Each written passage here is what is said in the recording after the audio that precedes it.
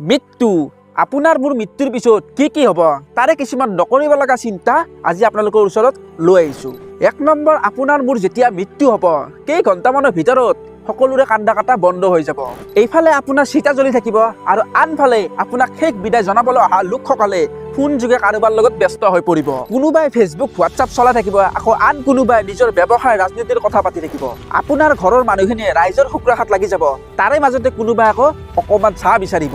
আপোনাৰ কোনোবা দূৰ দূৰণিৰ আত্মীয় আপোনাৰ ল'ৰা ছোৱালীক ফোন যোগে ক'ব বহুত প্ৰয়োজনীয় কাম থকাৰ বাবে মই যাব নোৱাৰিলোঁ, আৰু লাহে লাহে আপোনাৰ ঘৰত অহা মানুহৰ ভিৰ কমি যাব। এনেকৈ কেইদিনমান আপোনাৰ মোবাইলত ফোন আহি থাকিব যিসকলে আপোনাৰ মৃত্যুৰ খবৰ পোৱা নাছিল।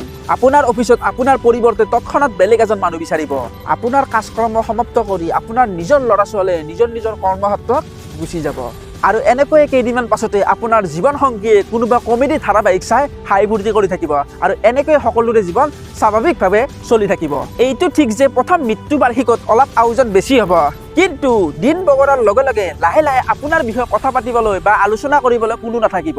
আপুনি পাহৰণিৰ গৰ্ভত সোমাই যাব, আনকি নিজৰ কটাৰ সম্পৰ্কীয়ৰ মাজতো আপোনাক পাহৰিবলৈ প্ৰতিযোগিতা কৰিব। তো গাইজ, মই এই ভিডিঅ'টোৰ পৰা মই এইটো ক'ব বিচাৰিছোঁ যে আপুনি বা মই মৰাৰ পিছত মাত্ৰ 2 দিন বা 3 দিনহে আপোনাৰ আত্মীয় কান্দিব, তাৰ বাহিৰে কোনো একো নাই। 2 দিন পিছত চব পাহৰি যাব। এতিয়া মই এইটো কওঁ, আপুনি যিমান পাৰে ফূৰ্তিত থাকক, হাই ফূৰ্তি কৰি থাকক, এয়াই আমাৰ জীৱন। তো গাইজ, আজিকালি এহেঁতি আৰু জয় হিন্দ, জয় অসম।